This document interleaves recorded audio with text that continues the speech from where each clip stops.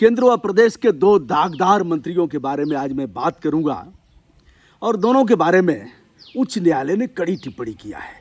उसके बाद भी न प्रधानमंत्री जी संज्ञान ले रहे हैं, न प्रदेश के मुख्यमंत्री जी संज्ञान लिए। यानी गुंडों को हम पालेंगे, गुंडों में हमारा प्राण बसता है। कोर्ट टिप्पणी करती है तो करती रहे, जनता कहती है तो कहती रहे। हम अपने मन का ही काम करेंगे और हम जो कह देंगे वही ब्रह्मलेख है। दोस्तों, हमारा कोई पूर्वाग्रह नहीं है, लेकिन हम आज आज मंगलवार को सोमवार के दिन जो कोर्ट ने टिप्पणी किया है उस पर बात करते हैं।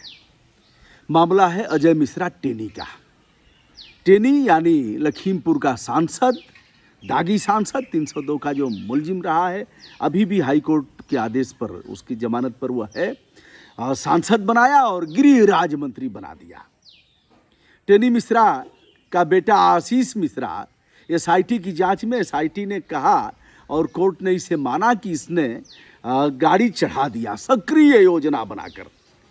अजय मिश्रा टेनी गृह राज्य मंत्री बार बार यह कहते रहे कि हमारा पुत्र वहाँ नहीं रहा है, कोई सबूत नहीं है, हमारा पुत्र तो घर पर था।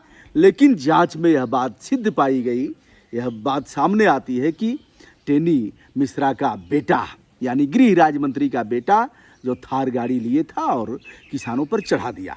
4 किसानों की मौत हो गई और इधर से भी 4 लोग मारे गए। क्रुद्ध किसानों ने उनकी भी जान ले लिया। किसानों ने भी अच्छा नहीं किया था, इन लोगों ने भी अच्छा नहीं किया था। मैंने पहले भी किसानों को कहा था कि आप गुंडे हो क्या, इस तरह का आचरण आप नहीं कर सकते।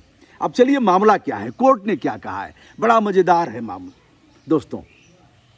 कोर्ट ने यह कहा कि सक्रिय योजना बनाकर किसानों को रौंदा था मंत्री पुत्र और उनके सहयोगियों ने।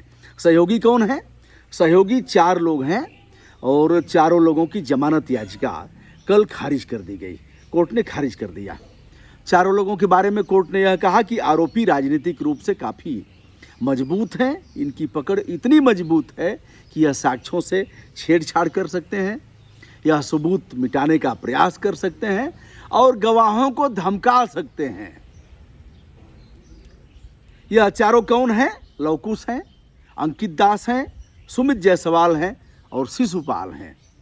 चारों लोगों की जमानत याचिका खारिज कर दी गई। आशीष मिश्रा के बेटे की भी जमानत पर कल सुनवाई होनी थी, कोर्ट नहीं बैठी। 25 मई को पुनः सुनवाई होगी। यह वही आशीष मिश्रा है, मिनिस्टर के बेटे, जिनकी जमानत याचिका हाई कोर्ट ने स्वीकार कर लिया था। 10 अप्रैल को हाई कोर्ट ने जमानत दिया। जमानत से बाहर आए, उसके बाद जो पीड़ित पक्ष है वह जाता है सर्वोच्च न्यायालय में और कहता है हुजूर हमारी बात नहीं सुनी गई। और जो अभियोजन है उत्तर प्रदेश का अभियोजन विभाग, जिसका काम है सजा दिलाओ, जिसका काम है अगले न्यायालय में पैरवी करना, जिसका काम है संबंधित न्यायालय में जहां सुनवाई हो रही है वहां अपना पक्ष रखना, उसने ठीक से नहीं किया और जमानत याचिका अगर खारिज हो गई तो उत्तर प्रदेश शासन का जो अन्वेषण जो वह विभाग है अभियोजन, उसने पहल नहीं किया। इसलिए हुजूर हमारी बात सुनी जाए। सुप्रीम कोर्ट ने कहा बताइए। बताया गया।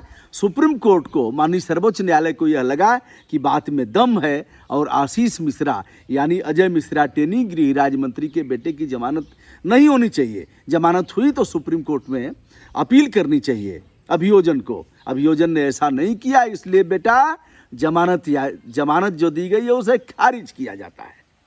मंत्री के बेटे फिर गए जेल में। फिर उच्च न्यायालय से कहा गया, सर्वोच्च न्यायालय ने कहा कि फिर से सुनवाई करिए। उच्च न्यायालय सुनवाई कर रहा है और न्यायमूर्ति दिनेश सिंह की कोर्ट ने कल सुनवाई किया और यह कहा कि उच्च पदों पर बैठे हुए लोगों को मर्यादित भाषा का प्रयोग करना चाहिए, जैसा कि उन लोगों ने नहीं किया। एक महत्वपूर्ण बात बता रहा हूं दोस्तों, जो संज्ञान धारण करने योग्य है और चिल्ला चिल्ला करके कह रहा हूं, विपक्ष की बात आप मत मानो, लेकिन अंतःकरण की बात मान करके एक लाइन में बर्खास्त कर दो।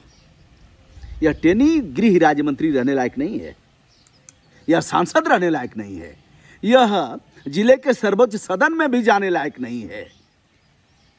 मैं वहां लखीमपुर खीरी भी गया, तमाम लोगों से बातचीत किया। अब यह है कि दबंग हैं, गुंडे किस्म के लोग हैं, गुंडे हैं। गुंडे के खिलाफ बोलने की ताकत सबको नहीं। मेरे साथ ही मेरे पास बहुत लोगों के फ़ोन आते हैं, कहते हैं सर यह वीडियो कर दीजिए। मैं कहता हूं कि आप आगे आओ। करे सर हम बड़े कमज़ोर लोग हैं, हम नहीं न कर पाएंगे, आपकी बात दूसरी है सर। अब पता नहीं हमारी बात कौन सी है। तो लखीमपुर में इनका आचरण बहुत गंदा है। अब आप कहोगे कि भैया अगर आचरण गंदा था तो विधानसभा की सारी सीटें लखीमपुर में निकली कैसे? किसान आंदोलन का कोई मतलब नहीं रहा और सारी सीटों पर लोगों ने जिता करके भेज दिया। दोस्तों, कभी कभी लोकमत कहीं और होता है, सत्य कहीं और होता है। बहुत से ऐसे अपराधी, तस्कर, माफिया जीतते हैं। एक बार सुंदर सिंह भंडारी की बात बता रहा हूँ। सुंदर सिंह भंडारी जी नहीं रहे, राज्यपाल भी रहे और उन दिनों भाजपा के राष्ट्रीय उपाध्यक्ष थे। उस मीटिंग में मैं भी बैठा हुआ था। किसी के टिकट पर किसी ऐसे लोगों को टिकट पहले नहीं दिया जाता था। राजनीतिक दल परहेज करते थे, कार्यकर्ता लड़ जाते थे नेता से, कहते थे कैसे दिया गया टिकट। लोग कांपते थे, डरते थे, उनका सहयोग ले लेते थे ऐसे अपराधियों का। लेकिन लोग फोटो खिंचवाने में भी परहेज करते थे। लेकिन अब शौक बन गया है। तो उसके तहत सुंदर सिंह भंडारी से विरोध किया गया तो सुंदर सिंह भंडारी ने कहा टिकट तो दे दिया गया है, टिकट दे दिया गया है तो वापस भी नहीं होगा, लेकिन हमने टिकट दे दिया है तो आप लोग हरा दो उसको, ऐसे कहा। अब इस कहने में हो सकता है दम्भ रहा हो, अहंकार रहा हो, घमंड से चूर रहे हो, या फिर उनका यह कहना था, यह मंतव्य रहा होगा भीतर का कि हमने तो गलती कर दिया लेकिन आप गलती मत करो। जनता गलती करेगी, क्योंकि जनता तो कुत्ते के पूंछ में आप कमल का फूल बांधोगे और वह साइकिल का हैंडल बांध देंगे कमल के, अरे उसमें अपने पार्टी का बना कुत्ते के पूंछ में बांध देंगे तो लोग कहेंगे हमारा नेता कैसा हो, खौरा हुआ कुत्ता जैसा हो। क्या बोलेंगे? हमारा नेता कैसा हो, खौरा हुआ कुत्ता जैसा हो। हमारा नेता कैसा हो, सन की पागल जैसा हो। हमारा नेता कैसा हो, 302 का मुलजिम जैसा हो। यही न कहेंगे। और इसी पर घमंड है। जिस दिन ज्ञान चक्षु खुल जाएगा ना, दिमाग सही हो जाएगा, चाहे भैया जी हों और चाहे प्रदेश वाले बाबा हों, चाहे केंद्र वाले बाबा हों, और चाहे बुआ जी हों, चाहे बहन भैया जी और बहन जी हों, प्रियंका, और चाहे वो राजीव राहुल, सबका दिमाग ठीक हो जाएगा। अब भूल से हमने नाम ले लिया है, वो बड़े अच्छे इंसान थे राजीव गांधी जी, बहुत अच्छा वैसा प्रधानमंत्री। मैं कांग्रेसी नहीं हूँ, मेरे घर के लोगों ने भी कांग्रेस को वोट नहीं दिया है, लेकिन सच में अगर बताया जाए बहुत अच्छे प्रधानमंत्री थे राजीव गांधी। तो दोस्तों, 3 अक्टूबर 2021 को घटना हुई थी और वहाँ अब कोर्ट ने और क्या कहा है सुनिए, जिस पर मैं बात करना चाह रहा था। कोर्ट ने यह कहा 144 दंड प्रक्रिया संहिता की धारा 144 CRPC जिला मजिस्ट्रेट के आदेश पर पुलिस की अनुशंसा पर लागू की गई थी। 144 क्या है? 144 मुनादी की जाती है, समाचार पत्रों में आ जाता है कि पूरे देश, पूरे जनपद में निषेधाज्ञा लागू है 144 के तहत, और 4 से अधिक लोग एक जगह मीटिंग नहीं करेंगे, धरना प्रदर्शन नहीं करेंगे, इकट्ठे नहीं होंगे, और अगर होंगे तो शांति भंग की जो धारा है, दंड प्रक्रिया संहिता की धारा 151, 107, 16 के तहत हम उन्हें निरुद्ध करेंगे। मजिस्ट्रेट को पावर है, उन्हें जेल भेज देगा, 6 महीने तक वह कारावास में रहेंगे। ऐसा है। 144 से सभी परिचित हैं। लोग कहते हैं भैया 144 लागू है। 144 का काट हम लोगों ने भी खोजा था। अंड बंड 44, 144 लगाओगे तो हम चुप रहेंगे, तो हम लोग 3 लोग निकलते थे, ले आओ बेटा लगाओ धारा। 3 लोग, एक अपना मुंह बंद करता था, बुरा मत कहो, एक कान बंद करता था, बुरा मत सुनो, और एक आंख बंद करता था, बुरा मत देखो। गांधी जी के 3 बंदर के तर्ज पर हम लोग निकलते थे और कहते थे बेटा चलाओ लगाओ 144। अरे अपनी बात संप्रेषित करना है तो हम उचित माध्यम तक संप्रेषित करेंगे, रोकेगा कौन। अब कोर्ट ने क्या कहा? कोर्ट ने यह कहा, न्यायमूर्ति दिनेश कुमार सिंह ने, कि 144 लागू थी। वैसे में केशव प्रसाद मौर्य जो डिप्टी CM उस समय के थे, वर्तमान में भी थे, उनको तो इसका पता था ही कि 144 लागू है, उन्हें नहीं जाना चाहिए।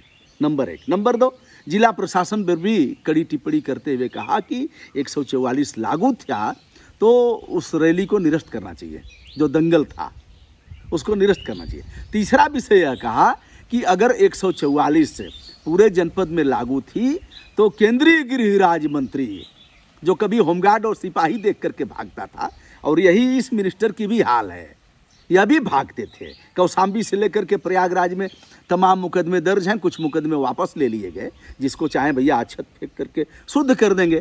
तो यह लोग भागते थे पुलिस को देख करके, अब आज पुलिस इनको सैल्यूट करेगी। जय हिंद सर, जय हिंद, आगे पीछे रहेगी। तो यही समय का तकाजा है। हे बाबा लोगों, प्रकृति माफ़ नहीं करेगी।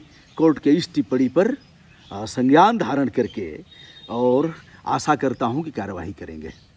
दोस्तों, मैं हूं ब्रजभूषण दुबे, यूट्यूब चैनल ब्रजभूषण मार्कंडेय से। सत्य को कहना पड़ेगा, सत्य को स्वीकार करना पड़ेगा और सत्य के साथ चलना पड़ेगा। नहीं, आने वाले समय में प्रकृति हम लोगों को भी माफ़ नहीं करेगी। विनम्रता के साथ अपने घर पर हूँ। सादर प्रणाम, नमस्कार।